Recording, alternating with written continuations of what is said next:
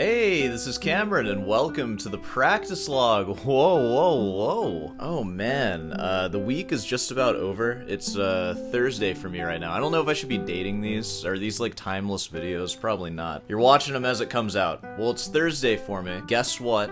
I've been practicing a lot of guitar. Oh, and you know what? Before I get too far into this, you're watching a practice log right now. Here's how that's gonna go. We're gonna make small talk, where I'm gonna talk about the video you're about to watch. Then I'm gonna answer some comment questions in depth. I think we have some pretty interesting ones today. Oh my god, in the comment section, I found out that there's a way to look at the held comments. I have 35,000 subscribers, and I didn't know that was a thing until yesterday. And wowee, those are some nasty comments. None of those questions will be answered, though. They're not very appropriate. But I'm gonna answer some actual questions about music and whatever else. And then I'm gonna play something for you. I'm gonna play Villa-Lobos, which I think I only played like half of it or even less than half of it last time. I'm gonna try to get through the whole thing this time because I think I can. I've been working a lot on it. Oh god. Oh no. I swallowed spit weird. Oh man, my voice is gone now. God, I hate when that happens. You ever wonder, like, what happens in a live show when that happens? What do you do? Just sit there for a while? Because I just sat there for a while. You didn't see most of that. Alright, I think I'm better now. So, continuing the small talk. I am thinking about masterclass that'll be held tomorrow. My own masterclass, not one for you, sorry. Playing the Morel Sonatina and Lobe de Trinen. You've heard those in previous practice logs. You won't be hearing that today. Feel pretty good about that. I'm feeling more and more comfy. Beatlevy997's coming along really nicely. That's the one that you're gonna hear today. And, yeah. How's your practice coming along? Is it good? What you working on? That's great. Alright, let's get into some comment questions, and then I'm gonna play for you, and that is going to be the end of today's video. This is a nice and easy one, nice and simple. Oh man, this isn't a question, but I think this one sets the tone pretty well. First time here. The sense of humor is greatly appreciated during a time when no one seems to have any tolerance for it. And to do that with a musical instrument as the commonality between you and the viewers, I'm telling you, after reading all those held comments, because I did read all of them, like, think about it. I know that's like a thing where you hear people say like, oh, like don't look at the haters, the comments. It's pretty tough though to not look at every single thing that's said about you. It's just human nature, you know? It's nice to see Foot Grandson is the poster of that one 5 minutes ago. Thank you, man. I appreciate it. Okay, so this is the topic for today. This one's from Bax World, friend of the channel. How's it going? You said, I know it's not in style right now, especially for a classical guitarist, whatever that's supposed to mean. But do you ever play any original music? Crazy, I know, in this current world of nothing but covers and tributes, that a classical guitarist might play something they themselves wrote. What can I say? I'm a dreamer. Notes emoji. This was kind of talked about in the Julian Lodge video that just came out. He mentioned this, where you have your voice, right?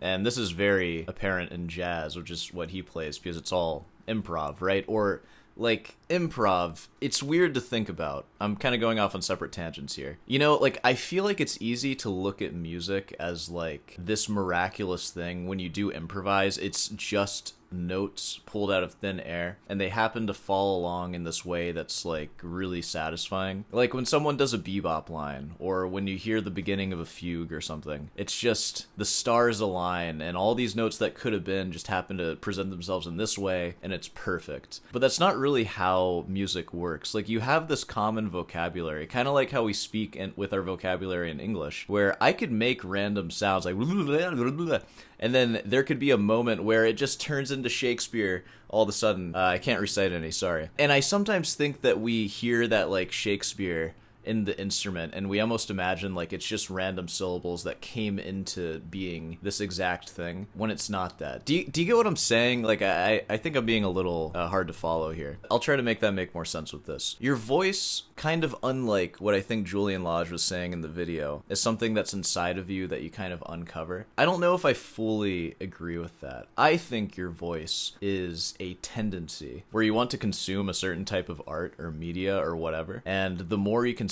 it, the more you're able to just reproduce it just from being exposed to it over and over again. So I think that your voice in jazz or in classical, I can mainly speak for classical, I don't know jazz very well, your voice is shaped by the stuff that you choose to learn. So when I learn Bach and when I learn Soar, when I pick the Jose piece that I want to learn, I'm picking stuff that when I hear, I admire it and I would want that to be reproduced by me. Like, of course, verbatim, and also I want to just be able to have that music inside of me, and it'll come out in small ways. Lessons to learn from that. Be mindful of what you're actually playing on your instrument. Like, are you mindlessly noodling, or are you working on a concept? If you are mindlessly noodling, is that something that you want to be able to do more of, or do you want your noodling to sound more refined? If you like something in a piece that you're working on, you should maybe just break down that one part of it and see what exactly it is, play it in different keys, and then, like, noodle with it. Noodle with a more specific and refined concept other than a scale. So, the music that I choose to learn, it's stuff that I understand will be living in me for the rest of my life, and, like, ideally, my improvisation will reflect the music that I've learned. And that's kind of my intention with anything I've learned throughout my entire guitar career. Like, whenever I learned solos when I was a kid playing electric guitar, it was always because I wanted to play solos that sounded like those solos that I love to hear.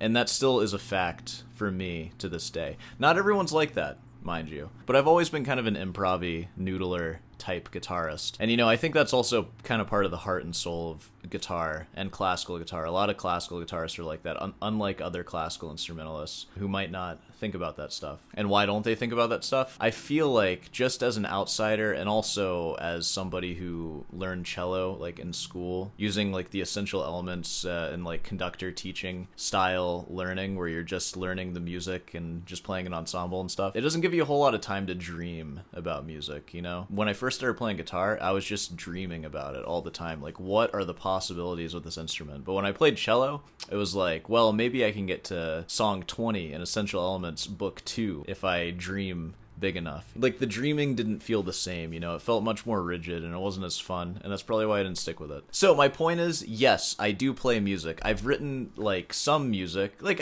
I've written, like, a decent amount for the classical guitar. Hey, you want examples of some of the stuff that I played? I don't have anything out right now. It's all, like, in MuseScore on my computer. As I've mentioned, I'm in the middle of a master's degree, and as tempting as it is to work on stuff that isn't my coursework, I really should just hunker down for the next 2 years. Probably don't write too much, like, kind of just work on the stuff that I'm working on and put on, like, a bangin', bustin' recital at the end of it, and have an hour or so of professional level rep by the end of this degree, which I think would be a triumph. And you know, sit with that for a couple of years afterwards, and then the writing will commence. I have a whole long life ahead of me, hopefully, and I plan on doing a lot of stuff musically, but this is just one of the stepping stones. Getting a master's degree in classical guitar and being able to play at that level. I think that'll serve the future music that I write very nicely. Alright, and now this is the next question, and I'm going to answer this to the best of my ability. I'm not a historian or anything. I can't tell you exactly what people are doing, but I can tell you what I know, and I can postulate a little bit. So this one is from Nick Rouse 8426, friend of the channel. How's it going? You said, is it possible to improvise classical to sound like a fugue?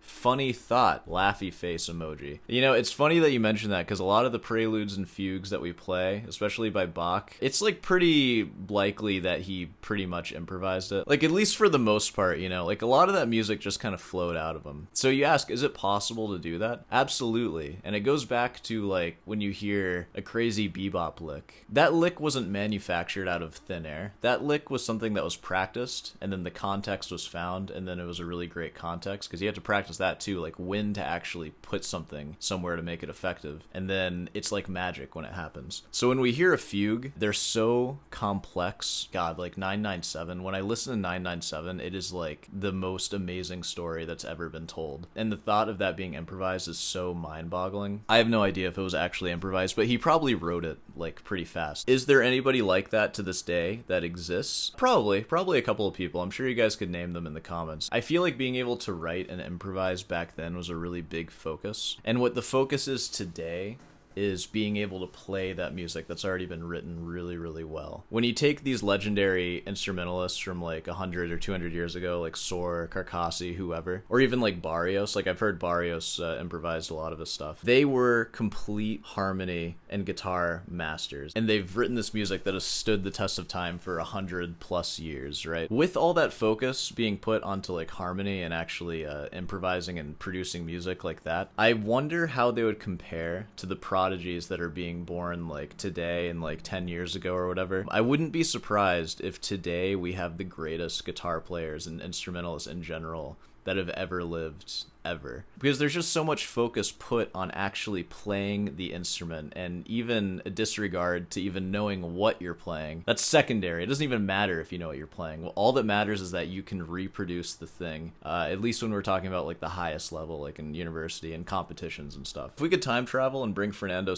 back here today, would he win the GFA? And not using any like effed up criteria on how you would even judge like a music competition, right? But just like, you know, you can tell when someone's like better than someone else. You even just play a little bit. Would Fernando win the competition? I don't know. I feel like maybe not. So yeah, finally, to answer your question, yes, it is possible to improvise stuff like that. In fact, a lot of it was improvised. And if you get the right person who has the right brain for it and they take the time to learn the harmony like they know their mother language, yeah, they'll be able to do it. But obviously to improvise at the level of like Bach, probably not. It's probably about as rare as somebody who would win like the GFAs or some big guitar competition. It's like, you know, 1 out of every how many guitarists? Not that many people are going to be able to do it because it's so highly specialized and just it's just not for everyone. But that doesn't really matter, because you're all the best at something. Remember that. Just have fun and play some Bach and just be happy that it exists and that he wrote that for you. That was nice of him. He didn't have to do that. Anywho, I think that's enough insane rambling right now. I feel like none of that made sense, and I'm still gonna put out this video, so I'm sorry about that. Sore Hands is losing it. It's the school. I haven't been sleeping that much. Alright, how about this? I'm gonna play BWV 997 for you as best as I can. It's not gonna be perfect, and when is it ever? Why would you expect that of me? I'm gonna show you what I got. So, check this out.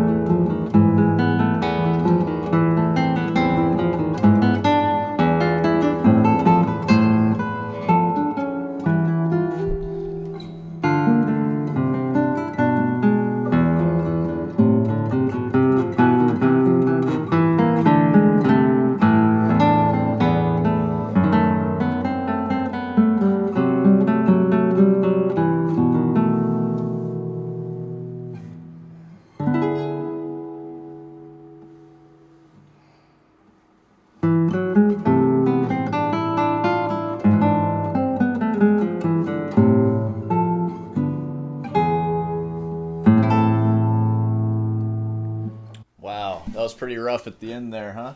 I feel like the beginning of that felt pretty alright, though. Hey, look forward to a day when the end of that sounds like the beginning. Know what I'm saying? I've been working pretty diligently on that one for the past week or so. And as you saw, I had the first page memorized. And I think I really have all of it memorized, honestly. I just can't play the ending of that very well. Just more slow practice. I'm serious. In like 2 weeks, I'll play it again, and you'll see.